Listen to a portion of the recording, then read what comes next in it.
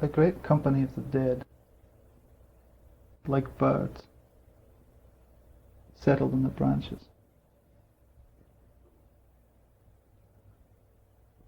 Who could shut his ears to it? Can pity stand in the way? Can love? The voice was shifting, low-pitched. The voice of a well-born woman. Kings are dust, and flesh is fallen. Sour words, monk, to serve the truth of kings. His body was like chalk, and her hair like the yellow gold. A pigeon broke from a tree above my head, and I watched it fly. It marked the way. The figures were gone. The light. The first creatures stirring in the field.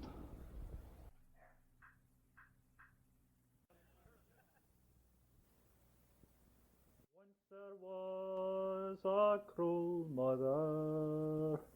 Hey, the rose and the linsey, oh, and she has courted her father's groom. Oh, by the greenwood side, oh, she's courted him a year and a day. Hey, the rose and the linsey, oh, until her condition did her betray. The redemption of lived complexity, not simply classically pure, but inclusive, as gathering to a whole, obliged to you against confusion, in rationing or slyness or dread. Of the many I owe, one answer. Add vigilance to risk, add energy to advisement. Lift beyond waste, work beyond wear, an elm emblazoned with fur, and Jupiter beside the first moon of the year.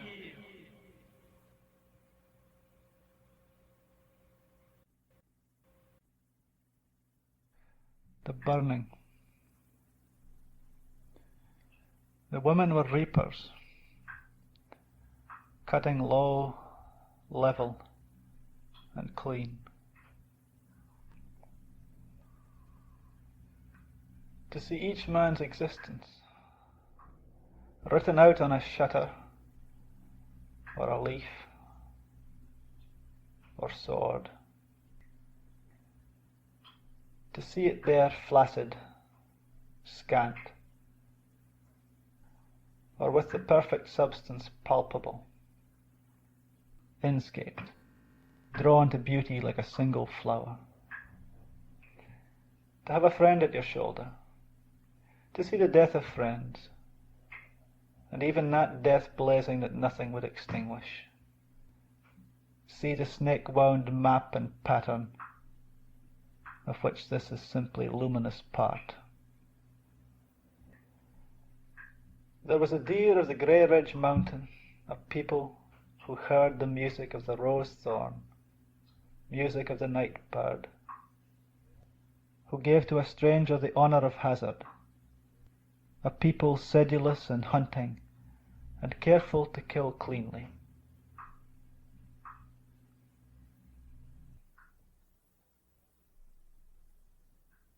Father, we kill or run,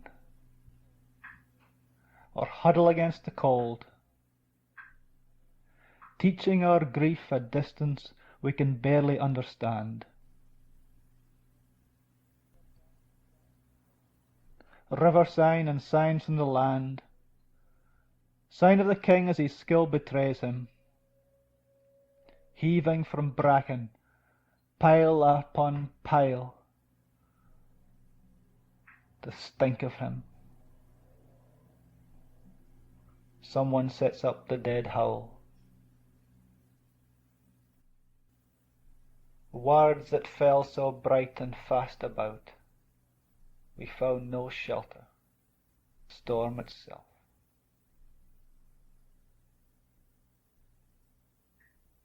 Burning branches and stoves and stalls, juniper burning and the place thick with the smell of it.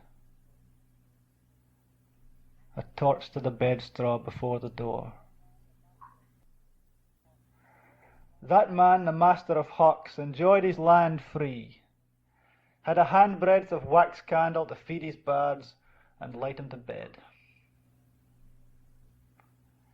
Grain struck, dropped from the husk.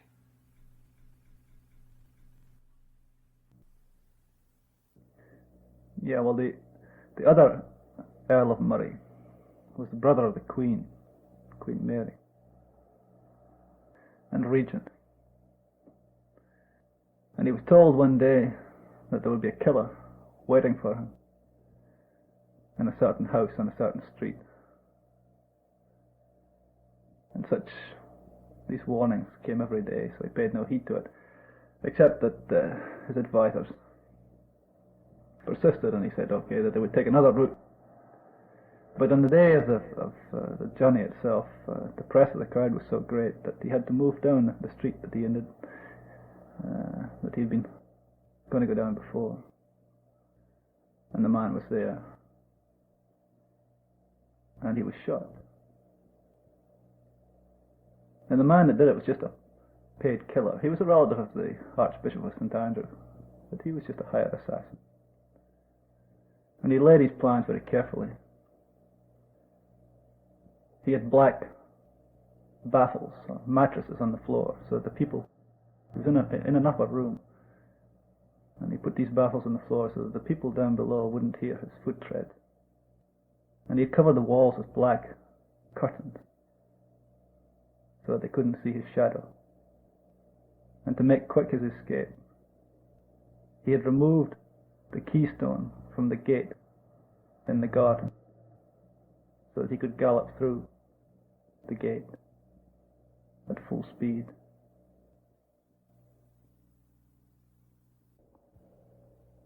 I change, says Scales, and that's no tragedy. He used to sail 1,000 miles up the Amazon to a place he can't remember, then transfer to smaller boats for another 1,000 miles to reach a community where the rubber barons had built an opera house in the days before Brazil let go her plants and had the rubber all tied up so they could get famous artists like Caruso up the river for a matinee or a one-night stand. Our head has gone too long unexamined.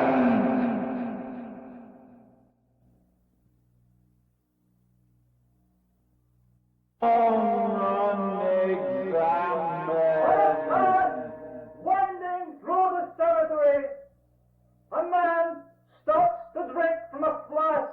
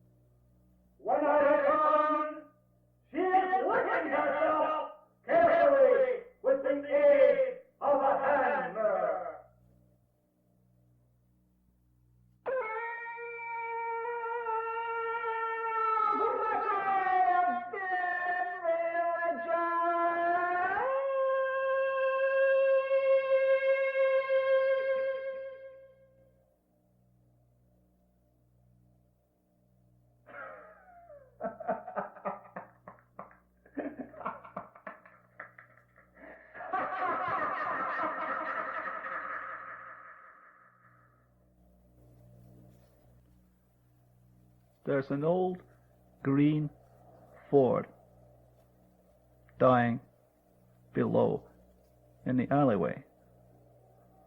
Its tires are all down, the windshield broken from the inside. The children circle round it, baring their teeth.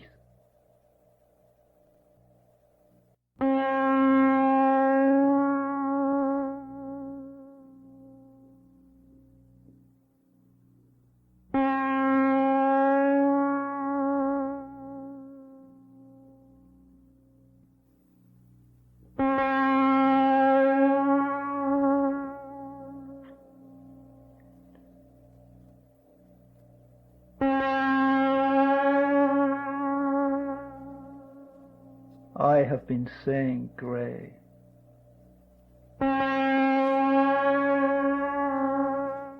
When what I meant was silver.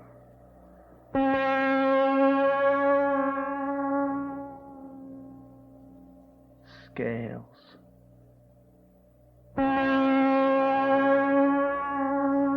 Brushed through the reeds, mallows and ragged robin. To the river's edge, and found that the river was changed.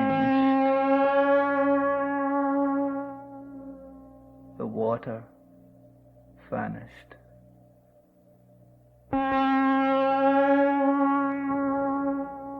Although weeds and water plants still swayed in the invisible current.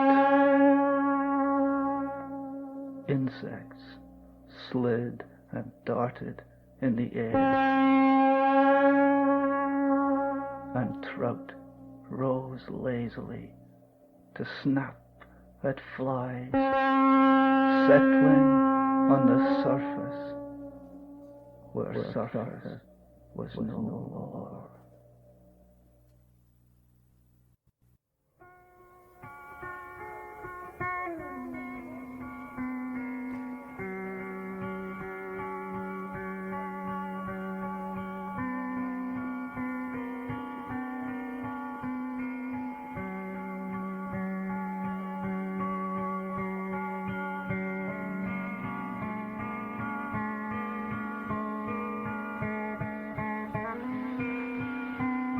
First of it's about the plane ride over the Strait at Christmas.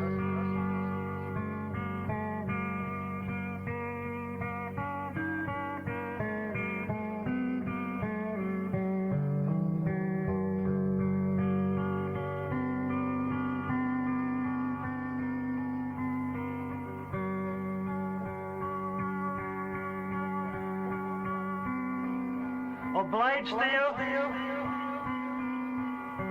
as by the yaw of things found.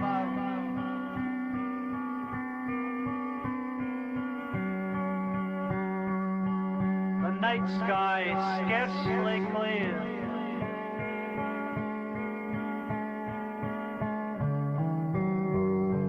sea grinding below the wing, predictable, lures all the skies.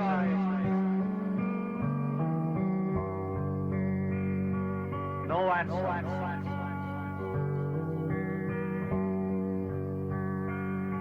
But I died. My arms carving the air, before and behind I scattered. And at the close, head trail, I feel the stun of blood and blood's communion.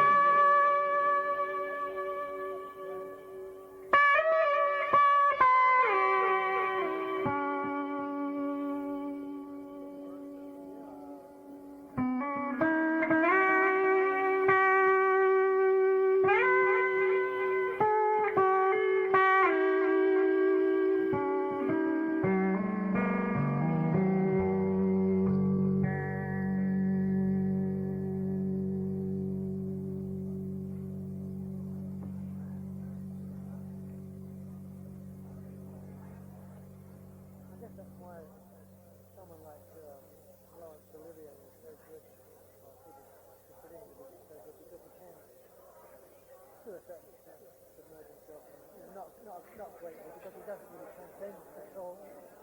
But The stink of spewing from bracken, pile after pile. Harry Gold dead. The green glasses vaporized in a nearby suburb. One prisoner's skin stretched so tight across his forehead, his companions called him Stare. Another, tongue cobbled, was silent. But of course, one is always conscious of the fact that he is Lawrence Olivier, no matter what kind of part. That's a big drawback. You never learned the risks to take with me, that there was more to care than fear of water.